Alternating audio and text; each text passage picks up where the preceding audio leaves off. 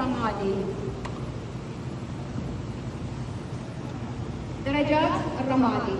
وفي عندنا الكونتور الكريمي، وفي عندنا الكونتور ترابي باودر. اوكي، هذا بالنسبه حق انواع الكونتور، توزيع وتوزيع والتطبيق. في عندنا بعض الاشياء عندكم في شنو هذه؟ هذه قطرة انجلوت. ايش فايدتها؟ لها عدة فوائد. أول حاجة، إذا عندكم حاجة متكسرة وتحطون عليها وترصونها وتصير تمام.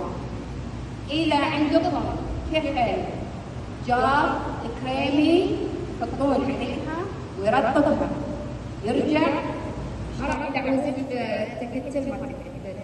الشيء الثاني انه راح يطول وياك، لان انت ما راح تاخذين الا نقط بسيطه، نقط بسيطه وراح توسع عندك بشكل حلو. اذا انت من فئه اللي يخاف من الاشياء الكريميه تقدرون تستخدمون نوعيات البودره. النوعيات هذه حلوه حق اللي توه مبتدئ، انه ما يخاف بعد ما يثبت الاساس راح يحط له ما عنده مشكله. اوكي، في عندكم البودرات السائله. البودرات السائله انواع. في عندنا الشفافه عاده تستخدم حق تثبيت الفونديشن. تشوفونه لونها ابيض مره بس اذا حطيتيه شفاف. اوكي، في عندكم اللي تعطي لون خفيف حق تحت العين، حق عند ما بين الكونتور، المناطق اللي تحتاجها البودرة. في شيء انا كوني انا يعني اطلع حق زباين كثير، ففي عندكم سفنجة تنظيف الفرش. دي انا ما استغني عنها. مرات يصير عندك مثلا فرشاتي بس حق الدم وانت تحتاجين اكثر، تحتاجين تنظفيها علشان الالوان ما تدخل ببعضها، هذه تنظفها لكم بشكل سهل. اوكي، في عندكم المدببه دي تحتاجينها للكونتور عشان توزعين فيها مناطق الكونتور، سواء اذا كانت صغيره من هالجهه، إذا كانت مناطق عريضة من الجهة العريضة. هذا بالنسبة حق البيوتي بلندر. من ضمن الأشياء عندكم جل الحواجب. في عندكم الصابونة، أيوة، استخدام البيوتي بلندر بس مو تنقض، لا تستخدمينها كل ما يحس المشهر اسويه. لي في مجال الميك اب ما يقارب 23 سنه، خلال خبره اكتسبتها كخبره وليست دورات. وانا من جهتي انا اقول الممارسه هي خير معلم. الدورات مهما اخذتي دورات بدون تطبيق تصير عادة ضعيفة نوعا ما، مرات تصير مشطوفة، مرات تصير مثل هالشكل كأنه معين. اوكي،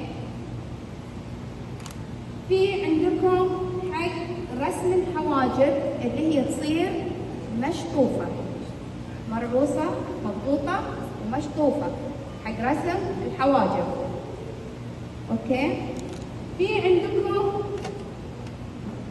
للأسف بنتي، عندي بنت محتلة فرشة، شايلة الفرشة مالت توزيع الكونتور. هذه عادة نستخدمها حق توزيع الهايلايت، الإضاءات. زين، في عندك الفرشاة الدقيقة إذا كنتي أنت تستخدمين الآيلاينر الكريمي. إذا أنت ما تستخدمين الآيلاينر الكريمي ما تحتاجينه. أوكي، في عندكم المضغوطة مثل كذا، مضغوطة وصغيرة، ذي حق توزيع الهايلايت في العين. حق الجفن المتحرك، المخملي، الاشياء المخمليه، ايوه الاضاءات اللي تجي في الجفن المتحرك. في عندكم حق الزوايا الدقيقه الفرشاه الصغيره، حق الاشياء الدقيقه. اذا انت من فئه اللي يحب الايلاينر مموه ترسمينه كريمي او ترسمينه كحل عادي، بعدين تموهينه بالفرشاه هذه. اوكي؟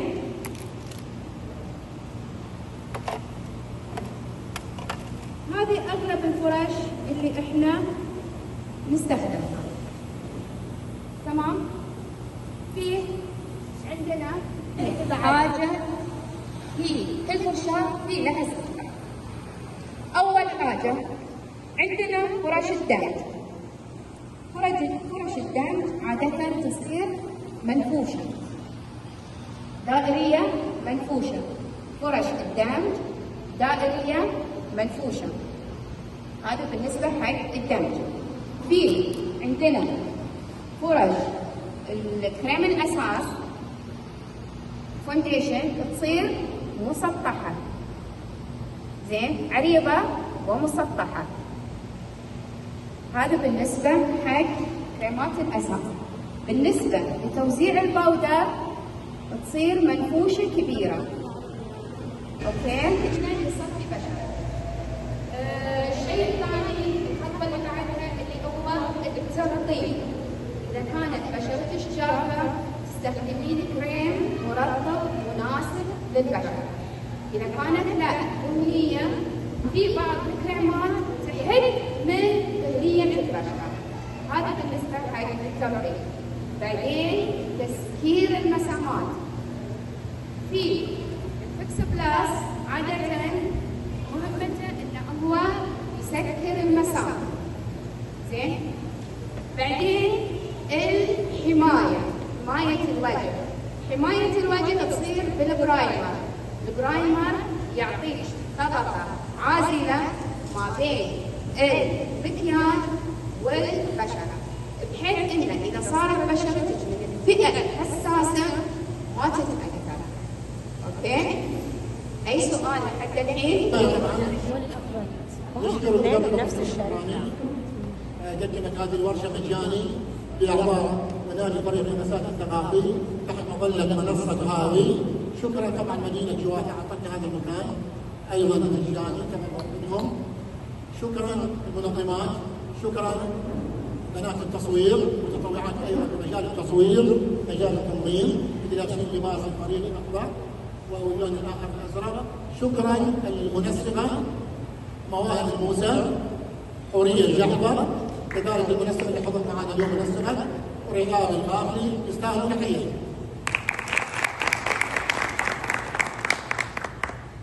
راح نبدا التكريم على السريع. اول تكريم راح تقدم المنسقه حوريه الجحظه.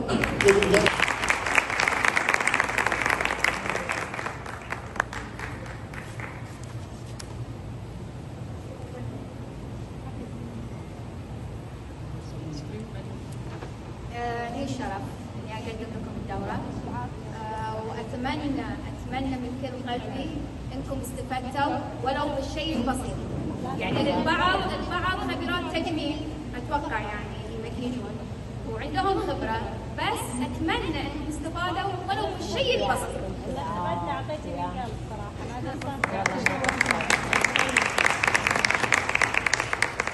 مصورات المصورات والمنسقات ايضا كذلك.